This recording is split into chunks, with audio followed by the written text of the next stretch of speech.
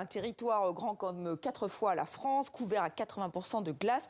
Nous sommes en direct avec Mika Blujon-Mérette. Bonsoir, vous êtes analyste et spécialiste de la géopolitique de l'hydrogène, auteur des mondes polaires. Alors c'est vrai que la France vient montrer sa solidarité avec Emmanuel Macron, celle de l'Union européenne, mais c'est vrai que la France aussi, elle est très intéressée et impliquée avec les ressources du Groenland.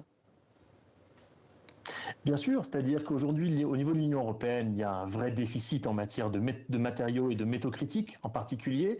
Et ceux qui font la une de l'actualité, c'est souvent les terres rares, qui est une famille de 17 métaux stratégiques dont le Groenland regorge et qui ferait que le Groenland, et en particulier le sud du Groenland, donc c'est-à-dire la partie la moins arctique, la moins polaire du Groenland, pourrait être le premier concurrent potentiel de la Chine en matière de terres rares.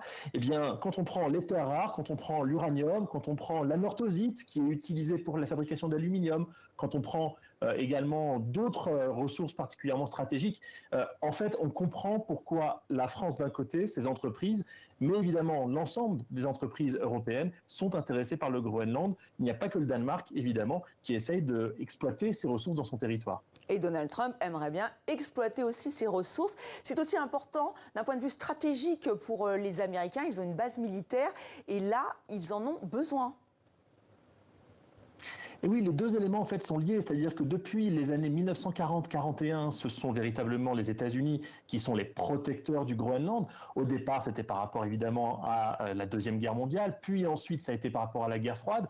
Et puis la question qui se pose depuis un certain nombre d'années, c'est que faire effectivement de l'arsenal américain qui pourrait être utilisé au Groenland, ou que faire des bases qui existent et qui sont maintenues au Groenland. Aujourd'hui, la principale base américaine, la base de Pituffik, c'est ce qu'on appelle depuis quelques années une base spatiale, c'est-à-dire que sa principale utilité, c'est d'abord et avant tout de faire le lien entre le sol et les activités spatiales à destination, évidemment, des activités militaires américaines en Arctique, mais pas seulement en Arctique. Oui, mais elle pourrait, excusez-moi, mondial. Je vous interromps, mais elle permettrait aussi de pouvoir avoir, comment dire, accès à la Chine, à la Russie, en tout cas d'attaquer ces pays, non ?